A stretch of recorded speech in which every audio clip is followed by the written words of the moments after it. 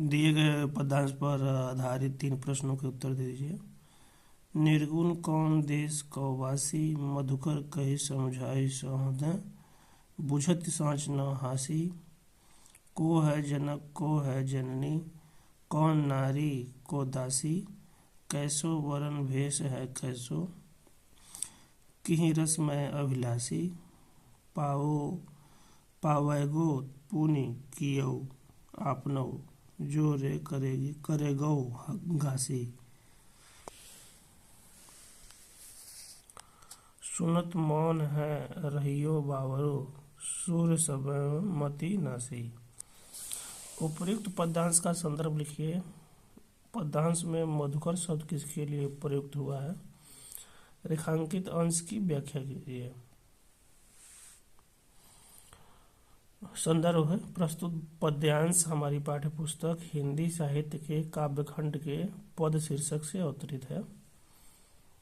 इसके कवि सूरदास जी हैं। पद सूरसागर से संबंधित है, जो सूरदास का महाकाव्य है।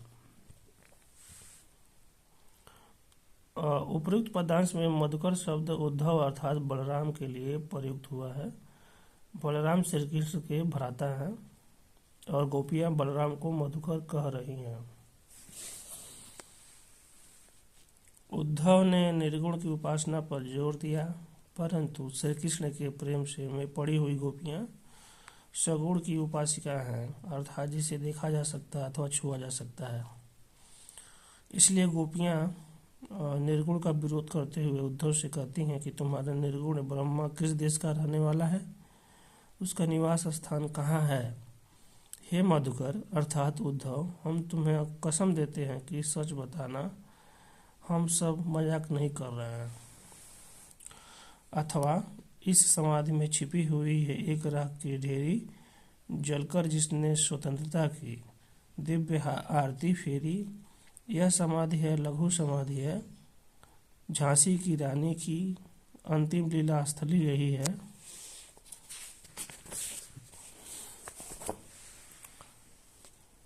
लक्ष्मी मर्दानी की। उपयुक्त पद्यांश का संदर्भ लिखिए। कवयित्री ने किसकी समाधि पर अपनी भावनाएं व्यक्त की हैं? रेखांकित पंक्तियों की व्याख्या कीजिए।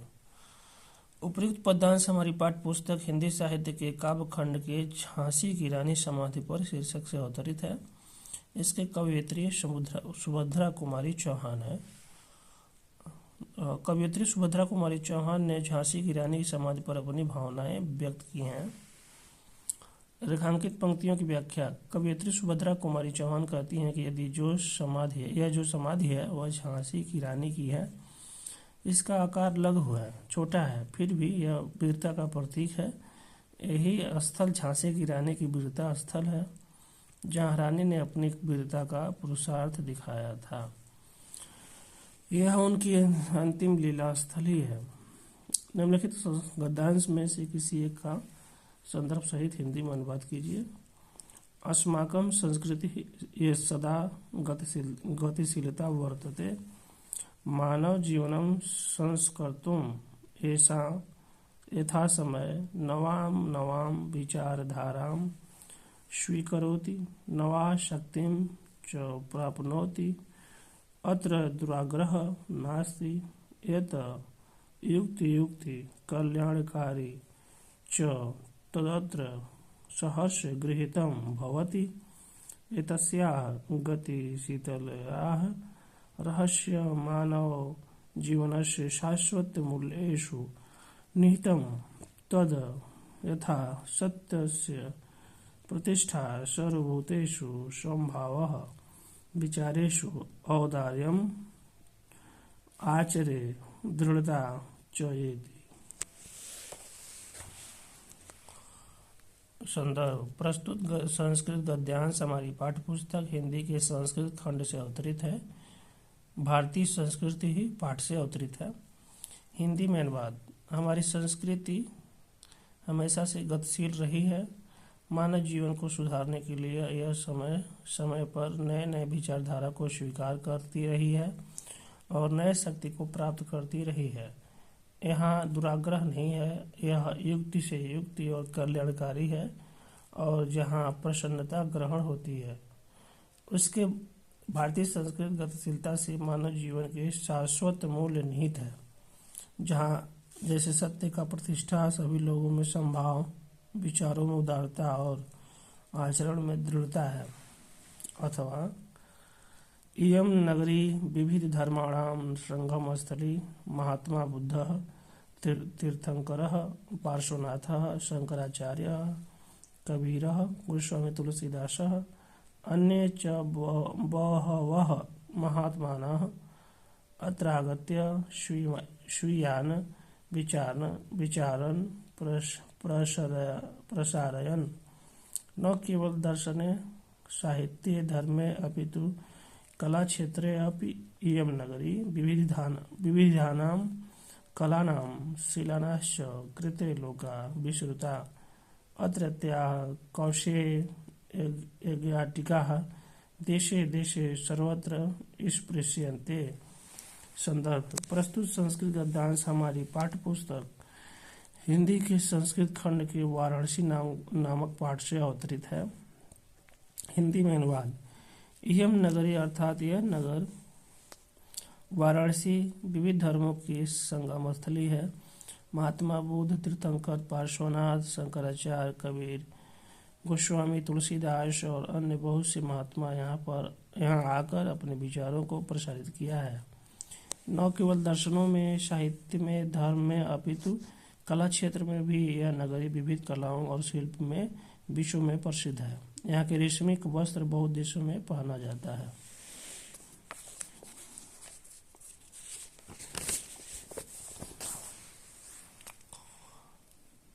उत्तरम यत दिए गए संस्कृत पद्यांश में से किसी एक का संदर्भ सहित हिंदी में अनुवाद कीजिए। ये श्लोक दिया गया है, इसका हिंदी में अनुवाद करना है। उत्तरम यत समुद्रस्य हिमाद्रैश्च एव दक्षिणम वर्षम तद भारत नाम भारती तत्र संततिः। संदर्भ: प्रस्तुत संस्कृत पद्यांश हमारी पाठ्य पुस्तक हिंदी के संस्कृत खंड के वीरेण पूज्यते नामक अध्याय से लिया गया है। हिंदी में अनुवाद: जो भूमि समुद्र हिंद महासागर के उत्तर में है और जो हिमालय के दक्षिण में है उसे भारत कहा जाता है और वहाँ की निसंतानों को भारती कहा जाता है। अथवा माता गुरुतरा भूमि खात पितोश्च तर अस्तथा मनः शीघ्रतरम वातात चिंता बहुतरी दृढ़ात। संदर्भ: प्रस्तुत संस्कृत पद्यांश हमारी पाठ्य पुस्तक हिंदी के संस्कृत खंड के जीवन सूत्रावली पाठ से अवतरित है। हिंदी में अनुवाद: माता भूमि से बड़ी है यानी भारी है, पिता आकाश से महान ऊंचा है, मन हवा से भी तेज है और चिंता घास से भी दृढ़ से हुए भारी है। प्रश्न: निम्नलिखित लेखकों में से किसी एक के लेख का जीवन परिचय देते हुए उनकी एक प्रमुख रचना का उल्लेख कीजिए।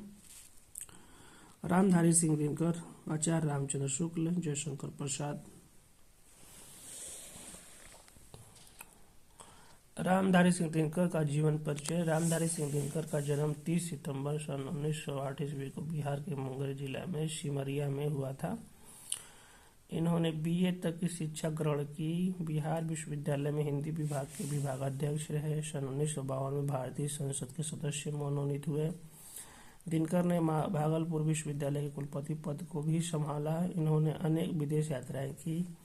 सन 1959 ईस्वी में भारत सरकार ने इन्हें पद्म भूषण दिया। 1962 ईस्वी में भागलपुर विश्वविद्यालय ने इन्हें डीलिट की उपाधि प्रदान की। दिनकर की प्रमुख कृतियां हैं रेणुका, रश्मिरथी, कुरुक्षेत्र, उर्वशी, संस्कृत के 4 अध्याय। इनका देहावसान 24 अप्रैल 1974 ईस्वी को हुआ।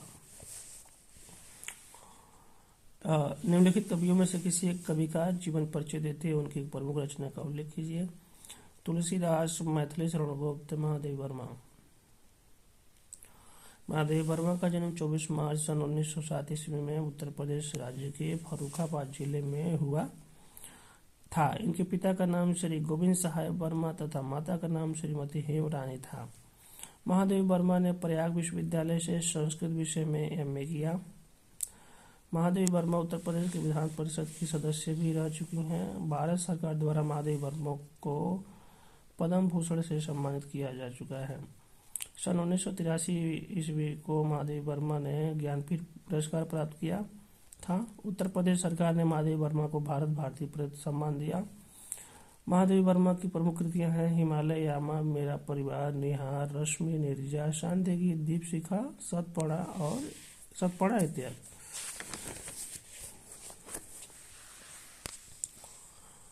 अपनी पाठ्य पुस्तक में से कोई श्लोक लिखिए जो इस प्रश्न पत्र में न आया हो। निर्क्षीर विवेके हंसालस्यम त्वमेव तनुषे चयेत विश्वम अस्मन् धुनान्यः कुलव्रतम पालयिष्यति कः। 2 दिन का अवकाश हेतु प्रधानाचार्य को प्रश्न पत्र लिखिए। सेवा में प्रधानाचार्य DAV Narayan inter college Hooghly. महोदय, सभी ने निवेदन है कि एक महत्वपूर्ण कार्य हेतु मैं प्रार्थी हसमुख बारवा 2 दिन का अवकाश चाहता हूँ, अतः अवकाश प्रदान करने की कृपा करें। प्रार्थी हसमुख बारवा कक्षा 10 है, दिनांक 10/1/2026। निम्नलिखित में से किन्हीं 2 प्रश्न के उत्तर संस्कृत में दीजिए। चंद्रशेखर क आसीत्। चंद्रशेखर एक देशभक्त स्वतंत्रता सेनानी आसीत्।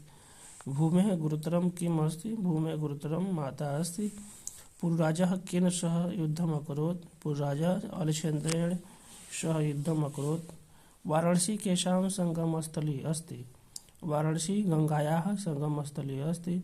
निम्नलिखित विषयों में से किसी एक विषय पर निबंध लिखिए। साहित्य और समाज, स्वच्छ भारत अभियान, लोकतंत्र में मतदान का महत्व, मेरा प्रिय कवि, नारी सशक्तिकरण, साहित्य और समाज। प्रस्तावना। साहित्य समाज का दर्पण होता है। समाज की अधिकांश बातें वहाँ के समाज में परिलक्षित होती है, वहाँ के साहित्य में परिलक्षित होती है। किसी समाज के बारे में सूक्ष्मता से जानना हो तो हमें एक समाज से संबंधित साहित्य का अध्ययन करना चाहिए। साहित्य का अर्थ सबका हित होता है, जो समाज के हित की बातें करे और लोगों की कार्यशैली को चित्रित करे, वही साहित्य होता है। समाज सामाजिक संबंधों का जाल होता है। समाज का निर्माण लोगों के आपसी संबंधों से होता है। व्यक्तियों को जैसे परस्पर संबंध रहेंगे उसी प्रकार का समाज निर्माण होता है। समाज में साहित्य की भूमिका। साहित्य उन भावनाओं को अभिव्यक्त प्रदान करता है जो उस समाज में प्रचलित होती हैं। इसलिए लोगों के रीति रिवाज और परंपराएं का वर्णन प्रत्येक साहित्य में देखने को मिलता है। पृथ्वी पर विभिन्न प्रकार के लोग और उनकी संस्कृति मिलती है। एक कारण है कि साहित्य की शैली और उसका भाव भी भिन्न भिन्न होता है। साहित्य समाज को आईना दिखाता है और समाज इस साहित्य रूपी दर्पण में अपनी गलतियों को देखकर उन्हें पुनः नहीं दोहराता है।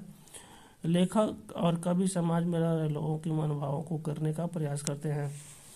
समाज साहित्य का स्रोत है। समाज साहित्य को विभिन्न प्रकार के विषय प्रदान करता है जिससे साहित्यकार अपनी कृतियों की रचना करता है।